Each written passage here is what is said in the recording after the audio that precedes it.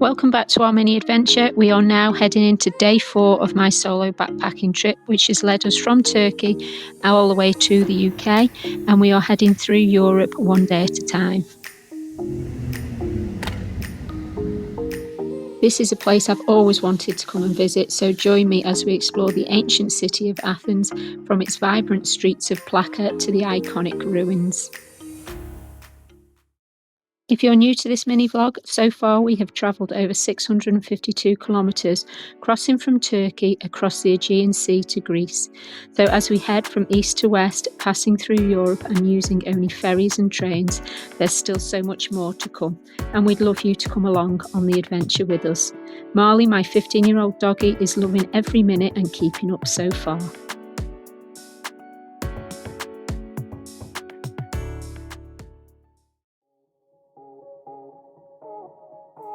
So we've a slight problem. The passport's incorrect. I was checking it last night and they've put the date of issue as yesterday. They haven't put the date that the microchip was inserted, so it's not going to be accepted to get us into the UK or for onward travel, things like that. So that needs to be sorted first thing. They don't open until 10 o'clock, so I'm going to go and sort that out. It's about a 3-kilometre round trip, so I'm going to leave Marley in the apartment. And then this afternoon I've got a big bus tour of Athens booked.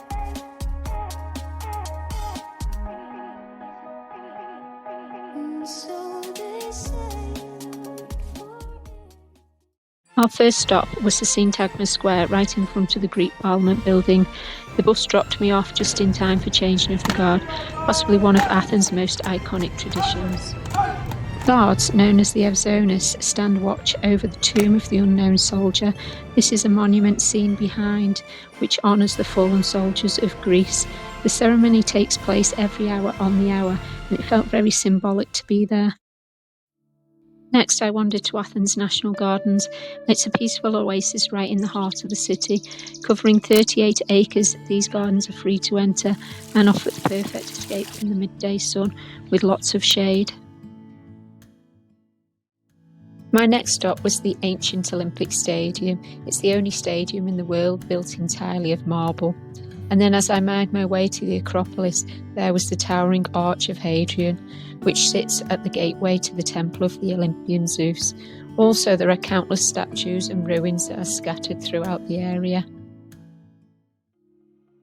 The charming streets of Plaka are right under the Acropolis. This neighbourhood is full of colourful buildings and perhaps not what you would expect to find in an ancient city. Exploring Plaka's hidden alleyways, it's exactly the kind of place that I love to amble, with plenty of cafes to soak up the atmosphere.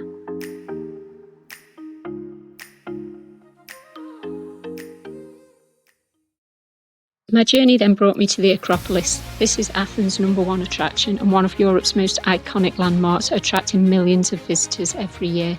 Unfortunately, the ticket line was massive. The temperature was in the high 30s, so I had to pass on going inside today. But that means I've got a reason to come back with Gary and explore it properly. Even from the base, the Acropolis is breathtaking, and if you're looking for a viewpoint without the crowds, then head to the Areopagus, I've probably pronounced it wrong, hill, which offers panoramic views and glimpses of the Parthenon.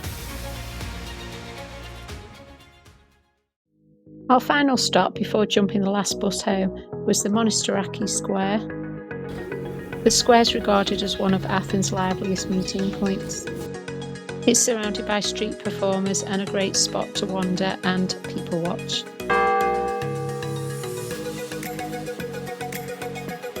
Right next to the square is the famous Flea market, which is a maze of stalls, and you're sure to get lost in there. The stalls are selling everything old and new, from vintage treasures and handmade craft. Unfortunately, our exploring had come to an end. The last bus home was 4:30, so we had to jump on that. We were heading to the train station as we needed to book our train tickets for tomorrow's journey, or so we thought. Problem number 2. Went down to the railway station to book our tickets for tomorrow, because we're heading up to Patras area of Greece to get our next ferry, and there's a problem. They're doing some line works and it's been part of it is an hour replacement bus, and they don't accept dogs on the bus. So I'm not quite sure. I'm going to try and sort out another route. I don't know. I'll update you later once I've found out a solution. So is Athens worth a visit? Of course it is. It's one of the most historic cities in Europe, if not the world. But here's the thing, my experience didn't quite live up to the hype. That's probably partly due to the logistics of the day. I couldn't get into the Acropolis today, and missing the main attraction definitely took the shine off the day. So learn from my mistake, you have to pre-book those tickets. I also took the big bus tour, and personally I didn't think it was worth the money, but you know me, I do like to walk. But once you get into the centre of Athens, the metro is cheap, it's fast, and everything is surprisingly walkable. You can reach most of the major sites within minutes of each other on foot. So yeah, Athens, it's an incredible city, but my trip just didn't quite meet my expectations this time. But I hope these tips do help others to avoid the same mistakes.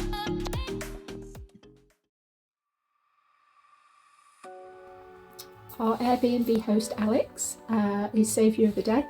His driver Kostas is going to take us over to Patras. As I explained earlier, our train has been cancelled and there's a replacement bus, but the bus won't allow dogs on it. So he has a driver that's going to take us over to Patras. Patras is our next ferry departure, where we get a 30-hour ferry to Italy. So that's a long one. It's actually 2 nights on board, so hopefully cabin fever doesn't kick in on that. It's going to be it's going to be a long crossing, so hopefully everything goes okay, and we'll take you along with us. Leaving the Airbnb in Piraeus, we headed west for a 222-kilometre drive all the way through to an area called Patras, where we were picking up our next ferry. The journey was surprisingly beautiful. There was winding roads, glimpses of the sea, classic Greek landscapes and changes around every corner. I'd like to say a huge thank you to my driver, Kostas. We were chatting non-stop about motorhomes, travel, photography, so the time just flew by. And Marley had the best trip too. He was stretched out on the back seat, so no cage for him today, which was such a relief after the train disruption that we thought we were going to have. So yeah, a really easy and pleasant journey. Thanks, Kostas. As we arrived in Patras, the first thing that you see is the stunning Rio Anterior suspension bridge. It was a surprisingly impressive sight that had me excited to go off and explore, as we had a good few hours here. En route, I'd planned a little walking route myself and even pre-booked a luggage storage depot. But it turned out that that place hadn't existed for a few years, so my afternoon tour was cancelled on the spot. But again, a huge thank you to Kostas, who walked around with me for a good half hour. Kostas was carrying some of the bags and Marley, and he was desperately trying to find a place that simply wasn't there. Such a gentleman.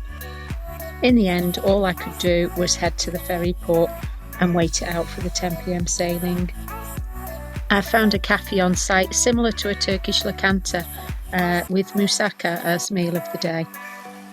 Our ship was in dock early. It was the Lefka this time. So after dinner, we headed to the passenger terminal. And again, we're sailing with the super fast ferry line. This is the check-in desk inside the terminal building. Marley waited patiently while we got everything sorted, which didn't take too long. So that's us all checked in with tickets in hand. We had a quick look around the basic shops inside, obviously grabbed some chocky bars. And then as the sun began to set, we finally called for boarding.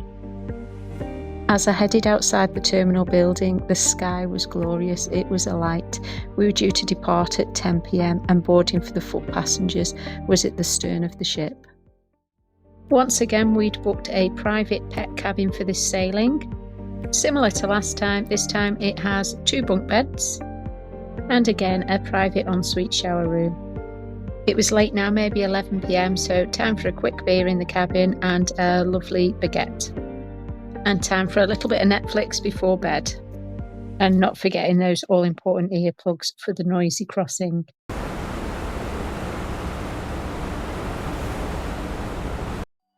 Little Miss Organised, I'd brought some yoghurt and fruit from the Airbnb and then headed up onto the top deck to watch the beautiful sunrise.